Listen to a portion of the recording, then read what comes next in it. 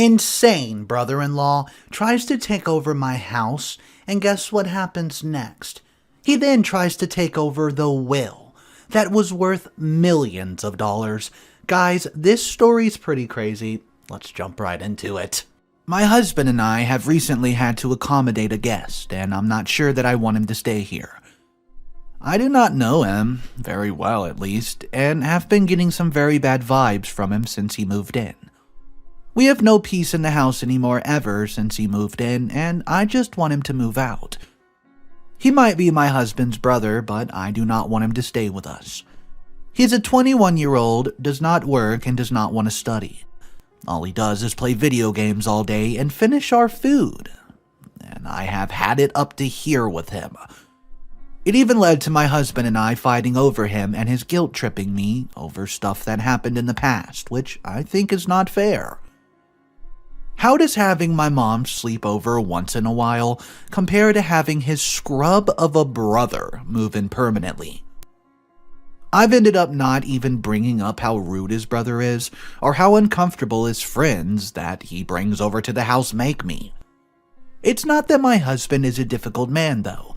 I can understand that he's going through a lot, and the family is filled with tension.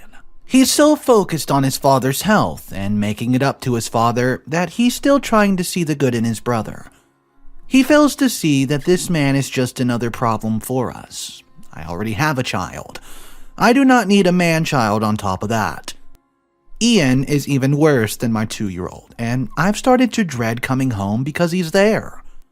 I realize that I have just started rambling on without explaining how we got stuck babysitting this man who appeared out of nowhere. As far as I know, my husband Gerard had 2 younger sisters and no brother. Even he did not know that his father has a kid somewhere out in the world. It was only when his dad, who's 70, became ill to the point of being bedridden that he confessed. He had a son out there who was struggling. He said he's been helping the boy out financially when he could, but he found out that Ian got fired from his job and was indeed struggling. Because of Ian's history, my father-in-law feared that he would resort to doing crime or other suspicious things, all to make a living. So he asked his relatives to take the child in as his last wish. He really did choose the perfect time to say this, when he is so sick, but I'll not bash a person who's fighting for his life. I cannot bear to direct my anger at him when he has always been good to me. Anyways, as soon as he mentioned that, people started making excuses as to why they could not take the boy in. Well, who would when we don't even know him? Given his history, he seemed like a problem that I did not want on my hands. Finding out about the child that my father-in-law had been keeping a secret for a couple years was very difficult for the family. It caused a great rift. Some family members have forgiven him and chosen to stay by his side till the end. One of which is my mother-in-law, but something tells me that she has to have known. She does not usually let stuff go so easily, so maybe she knew about his affair so long ago and just forgave him. But I cannot just go and ask her if she knew about it since it's not my place. With no one wanting to take my brother-in-law in, my husband said that we could do it. I was not a fan of the idea at the beginning, but I did think it through and realized that maybe I was being unreasonable. The man was losing his father, who had brain tumor, day by day. Maybe this was him just trying to get some comfort. If I had a chance to also do one last thing for my parents, then I would do so. So I supported him and we agreed to take him in, but I was not just going to take care of a grown man, especially a stranger I knew nothing about. I told him that his brother better be willing to look for a job very soon and be on his way. He could have a relationship with him if he wanted that had nothing to do with me. I was very skeptical about letting a stranger into our lives, especially with what my father-in-law told me. But he did thank me for putting my feelings aside and letting his son stay with us. He told me that the boy had a very hard life, but deep down he's a good person. He just feels really guilty for not being there for him over the years, and just wants to make it up to him. He says his heart would break and he would feel so guilty if Ian turned out to be a bad person. What if my father-in-law said is what keeps me trying to reach out to Ian and see if there's a good person inside there. But it's difficult when he sees me just as a maid, does not respect this nor my house. He was not like this in the beginning. When he moved in, he acted really nice and was really enthusiastic when he said he wanted to get a proper job and fix his life. I was proud of him. I thought that the feeling, a very sinking feeling I got when he moved into my house, was just me being protective of my family. I do not tend to overthink most things, but I'm very in tune with my intuition, which is never wrong. And as time went by, I started to see that Ian was just pretending so that he could score brownie points. He's nowhere near as rude as he is to me when it comes to his brother. He's very respectful and pretends to be interested in going out and looking for a job. But when his brother leaves for work, he sleeps until late. On the days that I start work late, he does not wake up until the sun is high up in the sky.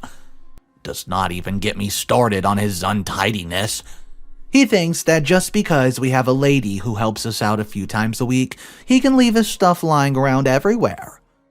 There's a 2-year-old in the house who can easily trip and fall on his consoles, for goodness sake. My helper has never complained about work, but I see that she dreads having to clean his room. I've passed by that room several times and have noted some very suspicious smells. I mention it to my husband so many times, but he says he talked to his brother who gave the same lame excuse. Well, today I was not in the best of moods. I had a day from hell, then got into it with my son's caregiver, when I realized that she did not tell me that my son is sick, and has been since I dropped them off. Not only did she not tell me, but she gave him medication that made him even worse, and now she thought she could blame me for not telling her that my son was sick. I don't even want to get into the whole thing, but it seems that people are just testing me today. That did not help when I got home, and that loafer was once again lying on the sofa eating junk food watching daytime television. Layla, my helper, did not come in today, so before I went to work, I kindly asked Ian to clean up after himself. But the house was in a worse state than I thought it would be. Nothing that I asked him to do was done, but it did not help that my son was sick, and I was trying to get his temperature to come down, so I asked Ian, stop watching TV and take out the meat for tonight, and help me with a few things. He did so, but let the chicken boil for a long time. Went back to his room and did not say a word. Now I was dealing with a crying toddler, and I'm just trying so hard not to panic. When I smelled the smell of burning downstairs, I ran down there and the chicken was burnt to a crisp, and that idiot was nowhere to be found. I barged into his room, found him on his phone, and shouted at him for being so stupid.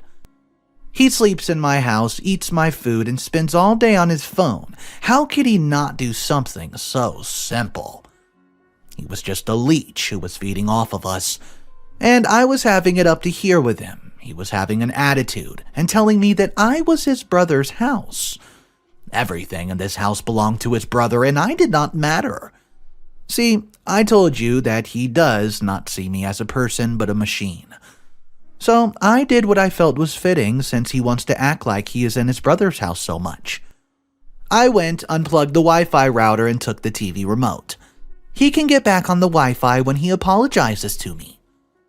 Well, my husband just came home and did not ask any questions, and I know he will not. I told him all that his brother's done, and he apologized on his behalf. Yet, he's not made an effort to tell Ian to apologize. I ended up slaving most of our dinner, but Ian decided to go out instead of apologizing to me for what he's done. I'm very angry right now when I think of the day I just had. This is all too much for me, and I just want him to leave. But I've managed to finally get through to my husband to get him a job.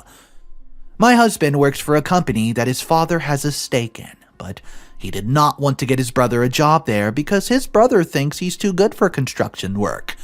Well, he might want to act like he is too good for it, but he does not have any qualifications. My husband told me that as soon as he comes home, he's telling him that he's reporting for work in a few days, or he can go live elsewhere.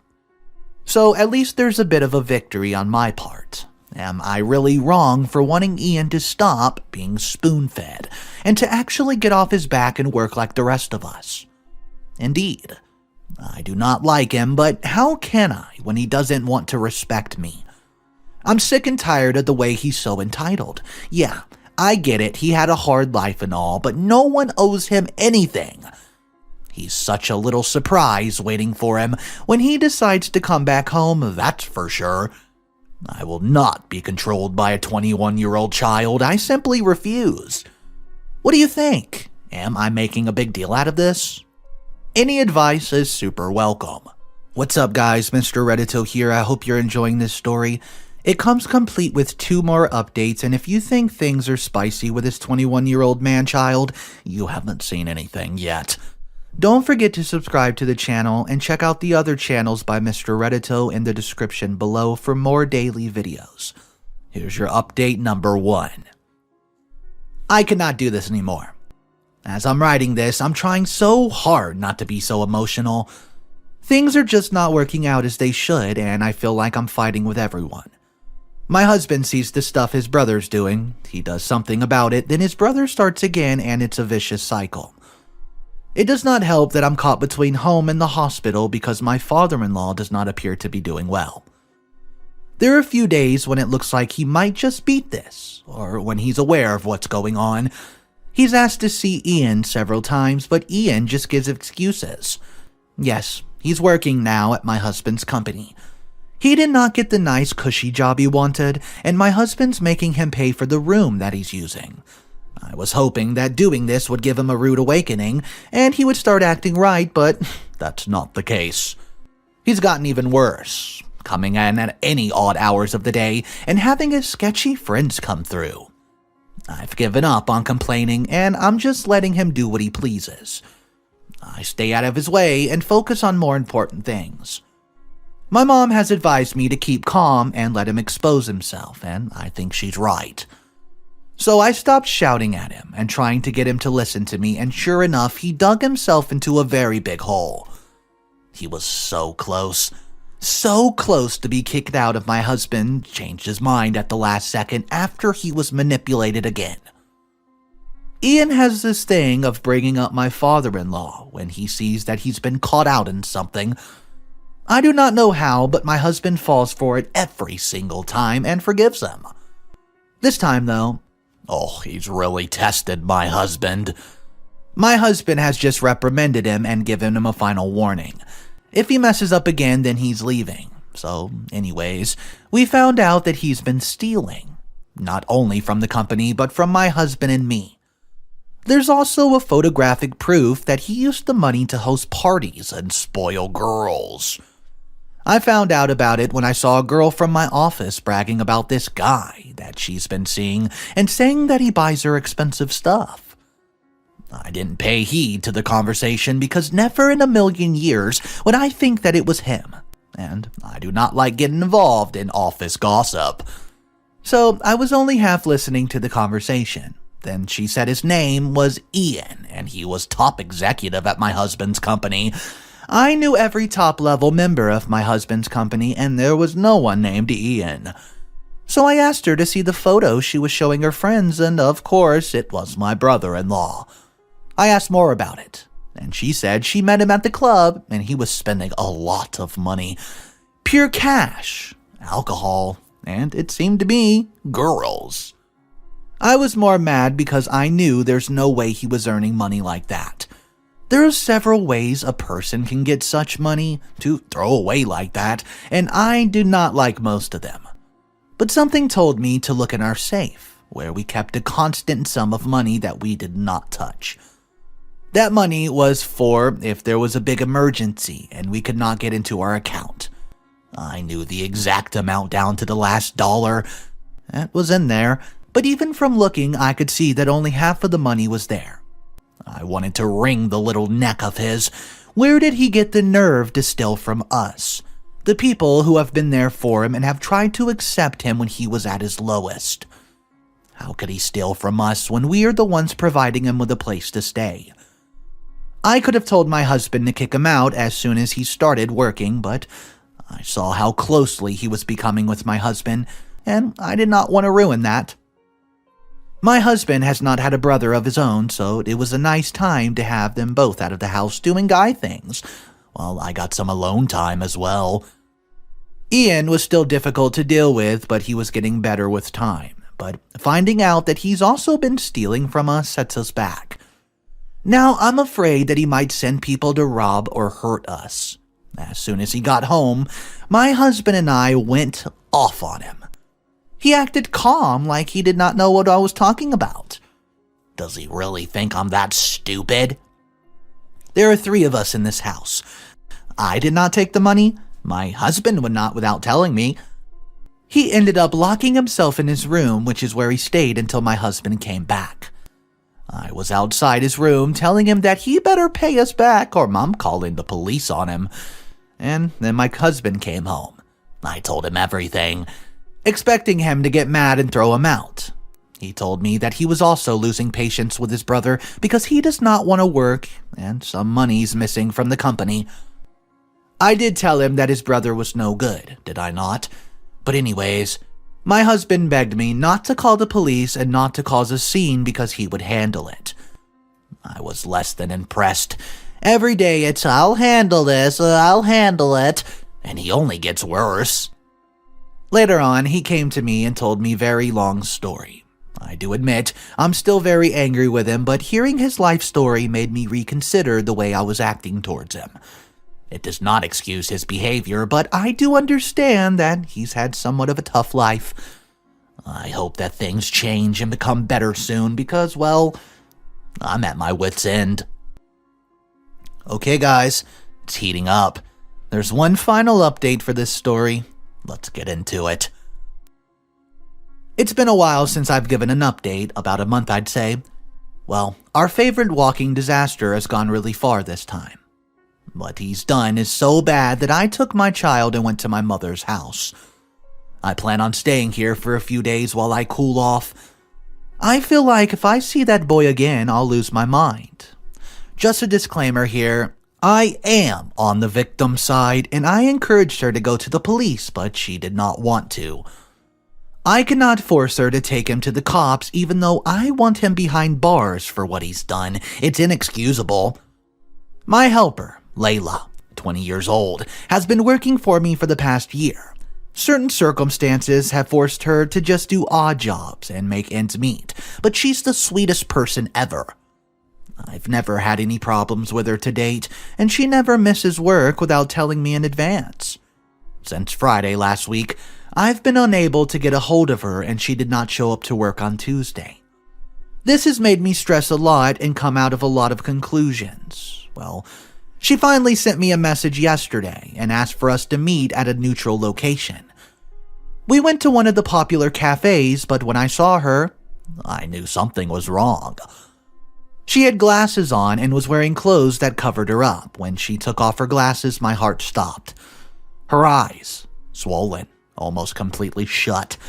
Before I could even talk, she told me that she could not work for us anymore. She came to tell me that in person because I've been so good to her. I asked her what happened and if she was in any abusive relationship or if she was attacked, but she did not want to talk. I kept on asking her because I was scared for her life, since we do live in a very dangerous world, and I was willing to offer protection if she needs it. I guess I took it too far because she started crying, then took off her scarf, which showed that she's been strangled. She asked me not to tell anyone about it because she's scared. She says that Friday after work, Ian came home a bit early, and before she could leave, he started ordering her around. She told me that she always felt uncomfortable in his presence in the past, but he never touched her. But on Friday, he started touching her. She asked him not to, then he tried to convince her to do stuff with him. But she wanted nothing like that, and this was when she decided to leave. Well, he got very angry, punched her, strangled her, before she could manage to run away. She said she was so scared and shaken that she stayed home all weekend. She should have gone to the police or told me. I would have made that freaking kid pay. He has no right to lay a hand on a woman, which is what I told him when I cornered him as soon as I went home, right after giving him a hot slap. My husband had to stop me from attacking him right there in the kitchen because I was so personal now. I told him that she's a human being like him, and that just because we pay for her to clean our house does not mean he's entitled to her. My husband agreed with me for once and told him that he's treading on thin ice. One more mistake and he's out.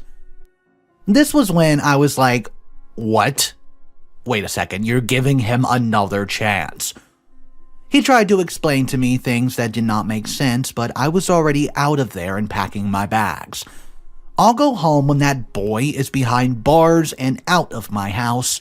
Nothing will make me go back there otherwise. I'll do things I regret. My husband's been buzzing my phone with messages, apologizing, but I want none of it. It's either him or my child, and there's no in between. I do not care that his brother was abused by his mom, dropped out of school, and lived on the streets for a while. There are people in the world who have gone through hell and back, way worse than him, but they have not hurt other people like that. His little pity ticket has expired. I want to see how long my husband can put in with his brother before he's done. This is the final update. My brother-in-law is officially out of the house, and I've moved back in. But first, some sad news. Unfortunately, not long after me leaving my house to go stay with my mom, my father-in-law passed away. My husband messaged me multiple times, but I muted him because I was so upset. It was only when my mother-in-law, whom I do not talk much to, called me to let me know that my father-in-law passed away that night. It was a very difficult time for the family, and let go of the anger that I felt to grieve for my father-in-law, and also to be there for my husband during this time. I did not even get angry or think about the stuff that happened with his brother. That was just not the right time. I went back home to help with the funeral arrangements, but I knew that we would have to talk about stuff right after the funeral. The funeral was without any hiccups. I believe that we were all very prepared for his death, but it was still shocking no matter what. It hurt me to know that his wish for Ian to become a better person was most likely never going to happen. I just had a feeling that my father-in-law's death was going to open a whole new can of worms, and oh man, I was right. It came as a shock when the will came in. My father-in-law had given my brother-in-law his stake in the company. Why would he do that when he knew that Gerard was the one who worked hard to keep the company afloat? My brother-in-law knows nothing about business unless we're talking about shady deals. He then divided the remaining assets between his family members and a distant relative. Comparing what he left my husband and what I feel he deserves, I feel like it's very unfair. The whole thing was very suspicious. Well, Ian and my husband started to not get along because of the will. With Ian being very rude to my husband, he stopped pretending to be nice because he knew that he was set for a very long time. We spoke about it and decided that there was something very fishy going on. My husband had been on the verge of firing his brother when I was at my mom's because of laziness. Their relationship was crumbling without me there, and his brother was making frequent visits to his dad. So I advised my husband to look deeply into it and make sure that everything checks out. He did so, and what we found was not so surprising. First of all, the will that was presented was not valid. I do not know how or if he bribed or threatened the attorney, but once my husband did a little digging, he found out that the will was made days before my father-in-law passed. Not only that, but he was not mentally fit enough to be considered able to change his will. The lawyer had to have known that, yet he agreed to let him change his will when he was not in the right state of mind. The poor man was hooked on machines and injected with multiple drugs, while my brother-in-law was taking advantage of him. Ian was boss at the company for all of 2 days before my husband showed him the real will and told him where to get off. He was still not satisfied that it was all, remembering that I told him how his brother stole our money, so he took a look in the company books. Stuff was not looking quite right. It was like Ian had been up to some shady stuff that I'll not mention because I do not want to get my husband's company in trouble. All you have to know is that my husband handled it all legally and was able to get his share of the company as was stipulated in the rightful will. Now, my brother-in-law was left with nothing, and all the attitude he was having was for nothing. He has nothing. Not a job, not a company, just a small amount of money that father-in-law left him. And when he came back home after being thrown out of the company by security for putting the company at risk, he found all his stuff on the curb outside. He has been shouting for us to open the door for hours, but we have nothing to say. After all, who bites the hand that feeds them? I dare him to try and fight us. He'll fail miserably because we are united. Well, guys, I thought that was it. Mr. Reddito here. Turns out there was a mini update. Says hopefully the last one. It was deep in the comment section by the original poster, and yep, I found it. Here it is. So, here I was thinking that the stuff was over and he was out of our lives, not knowing that he was going to turn the family against us. As we speak, we're getting insulted by various family members for what happened. We cannot just outright come out and say that Ian did to the company or even speak about the will because it will be impact negatively on the company. Anyways, Ian's running around telling people that we stole his father's company, his birthright from him. He said that he was mistreated and made him sleep on the floor, refusing to give him food. It's a whole lot of stuff that's just not true. If he was Pinocchio, his nose would be 3 feet long. My husband and I fed him, gave him cash to use when he wasn't working, and gave him a job. Because of that, people are seeing us as the bad guys in this situation and are taking his side. It's fine, though. We've decided to focus on our family and let them find out about him in their own time. Most of the family members want to act like good people, yet not one of them came forward when my father-in-law made the request. What we went through could have happened to anyone. At least my mother-in-law's taking our side on the matter. She was hardly impressed when Ian came to us to live with us, but Gerard chose not to listen to me and her when we told him that his brother was bad news. He did apologize for undermining me several times when it came to Ian, but I'm still making him grovel. I could get arrested for so many things. He's so lucky that I've chosen a path of peace and just let karma deal with him because I know for certain karma's coming. It's a good thing they investigated this will. The fact that Ian would try to take advantage of someone who was about to pass on, mentally unfit to change the will. I'm so glad OP was the winner at the end of this video. Guys, let me know what you would do if you were in OP's position and you were here facing Ian. Drop your comments down below. That's all the stories I have for you today. Thank you so much for joining in, and Mr. Reddito, I'll catch you in the next one.